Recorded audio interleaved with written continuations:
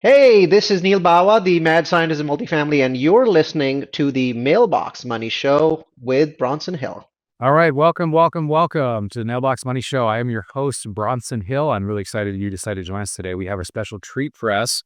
We have my good friend Rodric Lenhart here with us, who has started multiple businesses and made exits. He coaches people. He's got his book called $1 Million Flip Flops, which is all about creating a life for yourself that you want. And we even talked before we started recording, just what does it mean to have a life that is a life that you love and one that's authentic, and what does it mean to move forward. So, Roderick, I know you have created a life for yourself. It's very admirable. You've been to, I think you said 68 countries. You're out ahead of my 48, so I'm on my way. But really happy to have you today. How you doing? I'm good, buddy. I'm good. Thanks for having me on the show. Yeah, I was on your show. We had a great chat. I really appreciated your approach and the way that you just really approach life. And I think, like a lot of entrepreneurs that have created, or a lot of investors that have created wealth, it very quickly turns from, okay, I have enough, to how can I help impact the world? And I really appreciate that about you, your book, and just that desire to really help people get what they want, as well as the organizations that you're involved with as well. So why don't you give people a little bit of your background and kind of how you got started in business and real estate, and a little bit more about yourself. Yeah. So, I mean, what a big question, right? Yeah.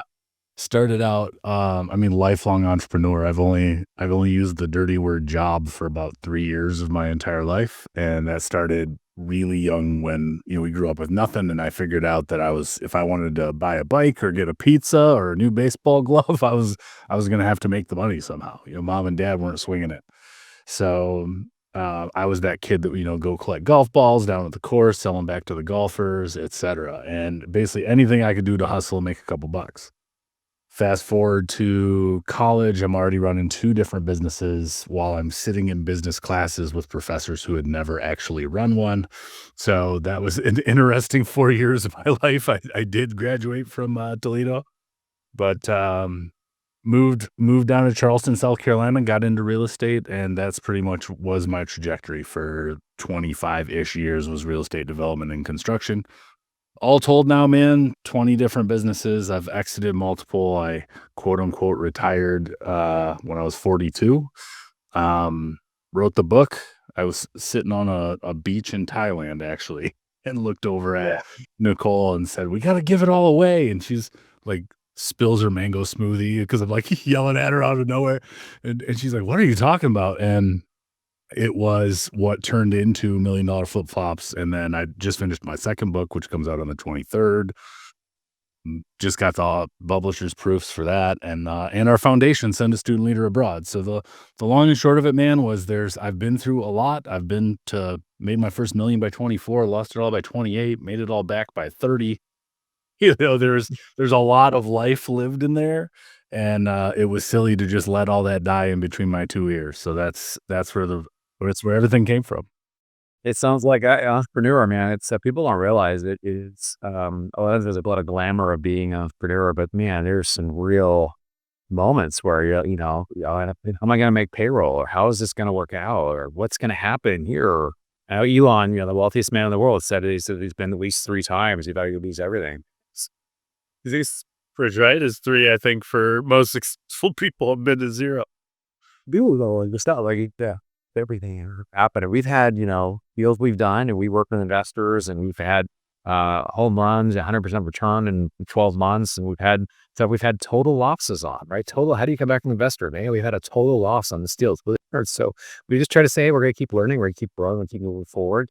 And I think that's where the growth is. And I remember when you and I talked on your show, I just so appreciated what a personal development guy you are. And a lot of quotes I was sharing, like, yeah, I read everywhere. Behind people are listening to this audio, you've got just like 4 books. And then there's like hundreds of books behind you. You're like, this is my resume, all these books. So let's talk a little bit about kind of, I guess, that entrepreneur mindset. What does it take to be a great entrepreneur? And what are some ways people can develop that if they would like to go down that road? I'm gonna answer your question with a question since we're having fun here.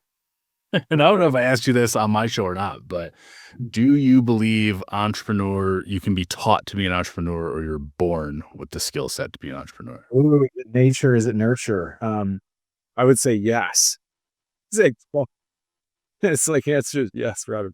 Um, you're seriously asking me. Let's see. I think there are a few people that are predisposed to it that just have a higher risk tolerance that are able to handle. It's the minority of people for sure. Most people would rather have a secure job with a lot of safety and not have the ups and downs. And it, I've watched people even they have it and their spouse doesn't, and there's a lot of stress there from that, right? So it's like it's an interesting. I think it is nature, and I think it can be developed because I see myself as like I was doing a job, and then I got into kind of a job that had a sales role that had some entrepreneurial stuff, but it was still working for someone. And then I launched my own thing, and it's been successful. And like you said, we had challenges, but I don't know. How would you answer that?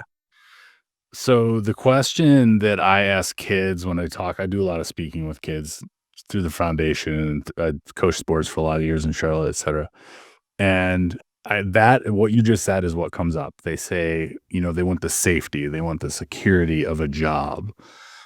And I say, I can't think of anything more insecure, this is probably the wrong term, as having a job where somebody can just come in on Monday because the sky's not blue enough and I don't have income anymore. That's the scariest thing in the world to me. As an entrepreneur, do you know how many people I have to piss off to have no income tomorrow? So it's frightening to me to have my entire life in somebody else's hands, and that person looks at their job as security. So it's interesting, the wiring, right? How we both view the same thing.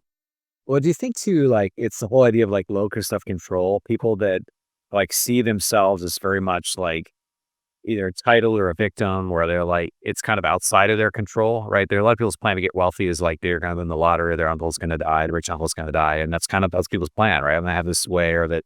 But like when it's in your control, it's like, well, hey, I can do anything that anybody else has done, right? I think guys like you and we look at it like, well, yeah, that's great that, that Jeff Bezos is a billionaire and I get a lot of value from that. And I think if I could have done the same thing, like that would be great. And here's something else I could do that could be that, right? And I think but maybe it's just a mindset. Do you think it's just that locus and control idea, or that, hey, the future's within your hands?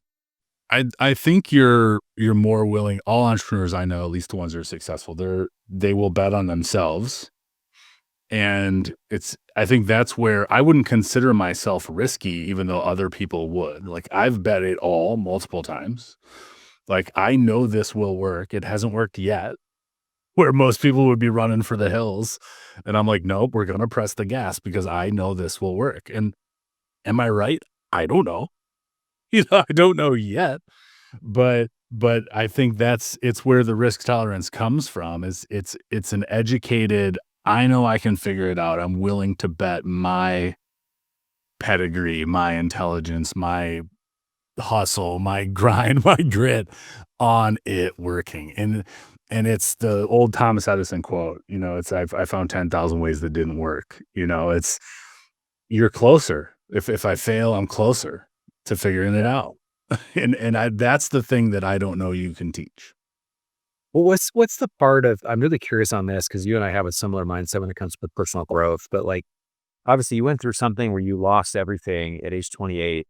And I mean, was that all wasted, or did you learn things that like will carry you that you're like, oh God, I'll never do that again? Or is it like, I mean, what were the lessons from something like that?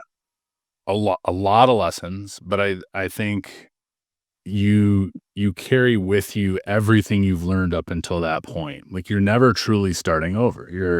You're starting with a massive amount of skills and red flags to look out for. And you just consistently, I mean, what's the other meme we always see? It's like entrepreneurship is the guy that can like just get knocked down again and again and again. And like, he just keeps getting up. Like if you just keep getting up, you don't fail. Oh yeah. Getting found. And that's it. And you get knocked down. I got knocked down real hard when I was, 27, 28, 29 years old. And it took me 28 years to make the first million. It took me 3 to make the next million. once you understand the rules of the game and you bring that education and you bring that experience into it and your contacts and just like everything that goes along with any kind of venture, you're light years ahead when you start anything the second time. Now, if I gave up and I decided to be a fireman, I'd have a very steep learning curve of what that looks like on the other side. But it's a business is I always say different toilet, same crap. It's the book I wrote is called the Magnet, the Method, and the Machine. Okay. The 3 laws and 9 levers custom home builders use to scale to 20 million and beyond. But you could change the name of that to the 3 laws, 9 levers ice cream shop owners use to scale to $20 million and beyond. The principles are the same. Just the analogies and the case studies are different. Yeah, it's really amazing how I think if we're just willing to have a growth mindset. I mean, Tony Robbins, and he talks about the stage coming to LA next month, so I'm going to see him again. But the idea of like you have your goal in mind, and then you just continually change your approach. And I think that it's like you said, that is like I tried. I successfully learned 3,000 ways to not create electricity. Right? It's like you go down this path. Okay, that didn't work. That didn't work. That didn't work. Well, option F worked a little bit. Let's tweak that a little bit, and you keep going. And this is how people get to be wildly successful, as they're willing to adapt and change. How have you seen? I guess when you coach people, because you also coach other entrepreneurs, what would you say is like the biggest thing that most people have that's limiting them? Is it limiting beliefs that they don't believe that they're worthy of it, or is it like they're not in the right networks? What are the things that like they're not doing that are keeping them from those and that 10x, 100x kind of growth?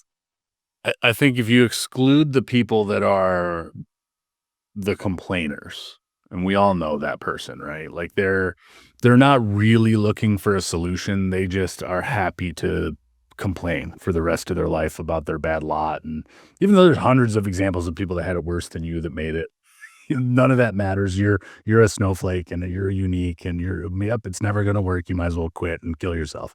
I've heard Tony Robbins say that to people too. And, pattern interrupt. But I think if you eliminate that group, it's the question I will ask people on this when I do a triage call, which in essence, I'm interviewing them to see if they're a fit. I don't need to work with everybody. I have that privilege. And when people that start to interview me, I'm like, go watch these videos. We can talk again next week, maybe. Like, I'm not here to tell you about me or what I do. I'm here to see if you're a fit to come into my world because you're the one with the problem, right? But the question I ask, and anyone can use this, is do you look at employees as an investment or an expense? Right. And when they answer that question, and it's interesting how transparent people are, even if their words might not say it. But because if you think your employee is somebody that is direct lift, is an expense and not something that will help you free up to do the things only you can do, well, I'm definitely going to be an expense. So there's no sense in us spending any more time talking. Right. So I think that's the mindset. What you have to be able to compartmentalize. Most of my guys are custom home builders. Their hourly rate, when you break down what they pay themselves, plus distributions, is usually between $400 and $600 an hour. And they're doing $38 tasks because they don't want to hire an admin or they don't want to hire a runner or they don't want to hire an estimator, name the role. Until they can put themselves in that seat where I'm only going to do the things that only I can do. I'm going to delegate everything else out. And if you don't want that, here's the caveat, Bronson, is if you don't want that, well, then just stop bitching about it. Yeah. Some people want to be a lifestyle guy. They want to make their $3 million a year forever and they want to do all the running and they want to be the bottleneck and they live the same year 40 years and call it a life. And that's fine, but don't complain about it. Because there's a way out. Yeah, absolutely. Well, it comes down to the locus of control, right? If I take ultimate responsibilities, like that book by Jocko, right? What is it called? Extreme ownership. If I have extreme ownership of my life, then I'm responsible for everything in my life. Even if something happened to me, I have the ability to change it. I have the ability to actually do something different. I think what you said too, and I tell my employees, it's like this is just a job for you. Like your life, who you are as a person, your family is more important. I hope we work together for many years, and I hope that you see that we're invested in like relationships are more important than just what we do for work. But like when you have that, it creates a real family type environment. It's like, hey, I want to see you successful. And I think that people can smell it in business. They can smell it at a culture at a company. And I think that's one thing as a leader, you're creating culture everywhere you go. So if you're a complainer, if you're somebody who's always late, if you have different standards, you expect people on time and you're always late, things like that. Like that's very counter to what you're trying to create. And so people will say they want to create one thing and then they'll do something different. And so I imagine there's probably a lot of accountability that you do. Just kind of like you say you want this, but it's not, you're not doing this. Yeah, 100%. I was just flipping through the new book because chapter 5, lever 5, team leadership. There are no bad teams, only bad leaders, Jocko. That's the quote to start off the chapter. And you're 100% right. I mean, I've got situations, I'm sure you've experienced this, where I'll talk to two guys in the same city in the same week. And one, the primary bottleneck is we need to double the size of his team. He's got so much work. He's got a great squad underneath him. And the other guy, there's no good help. The president's effing up my life. Interest rates, this, excuse. And they literally live 4 miles from each other in the same industry. So explain that. Yeah, let's talk about that for a minute because they've done this with students where they actually took a group of underperforming students and they put them in they gave them to a teacher and said instead of telling they're underperforming students, they said this is a group of gifted students and we're excited for you to work with them as a special class. And at the end of the year, they were all like at or above like average. They actually had improved so much that they actually had become to the level of gifted students. So it's like. It works with children, but it also works with like our team members. It looks at what we expect of each other, right? If I have that extreme accountability or ownership, I expect it on myself. I expect it from my team. And when it doesn't happen, we can have a conversation about it, not in a way that's harsh or angry, but just, hey, we're A players. Like it's funny, most of my team is overseas. I've got one in Canada, I've got two in the Philippines, and I'm telling them like, hey, you guys are A players. We're an A team where people want to work. And one of them went out of their way recently and spent $100 a month to get Starlink because their internet was it's kind of shoddy in the Philippines, so they paid for it. I was like, well, that's amazing you did that. So I just said, well, let me pay for half of it, let me pay for some of it, and then I found a way for the other employee to do that as well. I just think like that's such an amazing thing when people actually will take the actions and say, I'm committed to this. I'm willing to kind of move forward, and I'm willing to actually be an A player because that's what you're expecting of them. Yeah, that could be a whole show in and of itself. I talk with the guys a lot about the difference between an A player and a B player. And using the example, if a B player is $100,000 and the A player is 130, they'll never pull the trigger, at least not until they talk to me on the A player because he costs so much. But the output is 10 and 20x what you could get from the B player. Like you actually get someone that allows you to function in your role only when you spend the extra money. And you break it down, it can be any industry, but we're talking about guys that they sell one deal, they're putting $400,000 to the bottom line. It's like, what do you mean we can't afford? If you just hired this one guy and you freed up 20 hours a week and you sold one deal out of the 1,000 hours you just got back, he pays for himself and we put $350 on the bottom line. Like, you got to reduce to the ridiculous sometimes and it makes it hit. It really does. It really is. It's one of those things. What's the thing you do? I know, and I've talked to people as well. Like, I do competitive Spartan races and I do, these fitness competitions and things. Somebody asked me, well, how do you stay motivated or how do you keep going? And I said, well, I have a goal in front of myself. How do you, I guess, as a leader, how do you stay, motivated to continue to grow? What are some things that you do on a day-to-day, week-to-week basis to kind of improve yourself? That's something I talk about in $1 Million Flip-Flops a lot. We were talking before we hopped online here about I'm going up to Boston to speak to a group. It's their Ignite session with Gathering the Kings is the name of the group, Chaz Reality.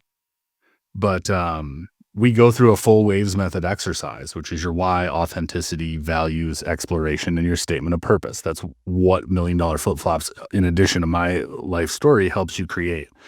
And ultimately, it's a decision filter. And we hear a lot about your why, but people don't talk about when you get to the other side, when you have the success, when you can go anywhere and do anything or do nothing, what keeps you going? And for me, it's the kids and the foundation. That's my big why. It's not a yacht. It's not I've been literally to every corner of the globe. I still love travel, but it's just, what am I going to do every day? Um, where when I'm gone, there's still something left. And I think that's where the writing comes from. It's certainly where the work and the foundation comes from. And it's having a much bigger purpose than your next paycheck. And I say, well, you read the book, but it's like when I ask people their initial why, I say it can't involve money, power, or notoriety. And when you take away those three things and you ask somebody to tell you why they're here, they have a hard time. Yeah. Yeah, it is.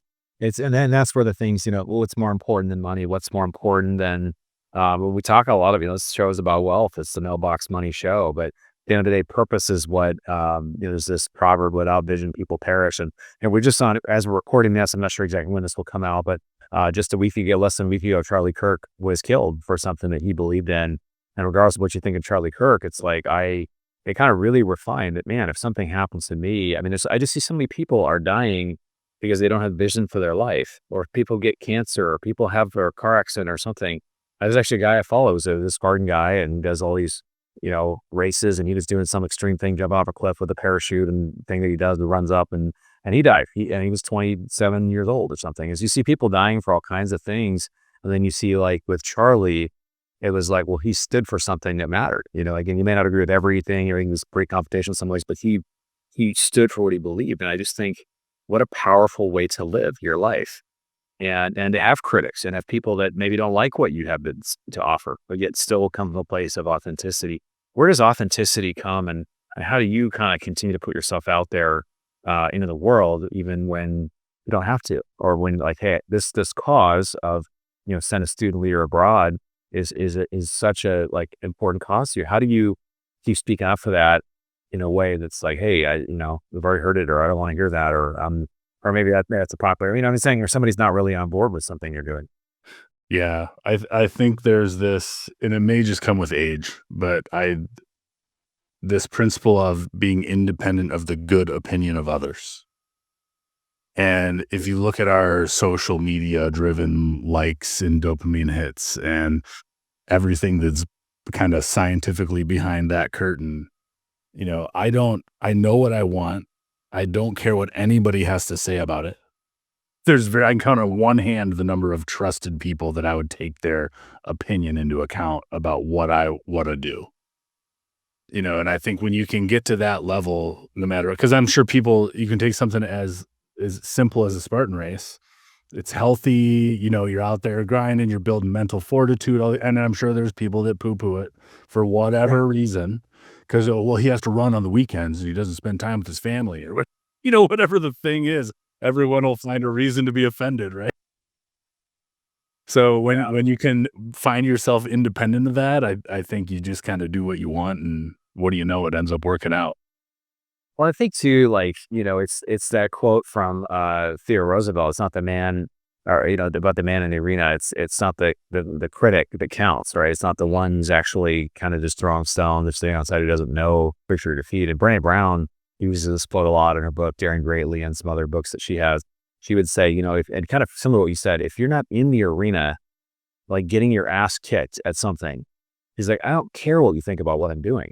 I just realized, like, and she would say, there's so many cheap seats right now in our world. Well, people just love hurling insults and stones, whatever. And it's just, you have to learn as a leader, you've got to learn to discount the critic, or to discount people that just don't really care about you, because it's so easy for people to be critical. And that's something I think I've grown in, but it's still something I'm working on.